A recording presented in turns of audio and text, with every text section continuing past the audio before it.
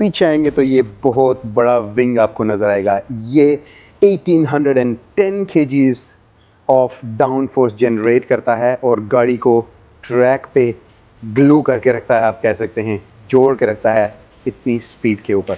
ये है बुगाटी बोलीड का रूफ स्कूप। ये ऐसी टेक्नोलॉजी पे काम करता है जिस पे गोल्फ बॉल ट्रैवल करता है। आपने गोल्फ बॉल देखा होगा, उसमें छोटे छोटे छोटे डिम्पल्स पड़े होते हैं। इसमें भी ऐसी टेक्नोलॉजी है कि इसमें स्मार्ट डेंट्स आ जाते हैं। जब गाड़ी ज़्यादा स्पीड पे चलती है वो डेंट्स आ जाते हैं और ये roof scoop down force produce करता है बेटर स्टेबिलिटी के लिए।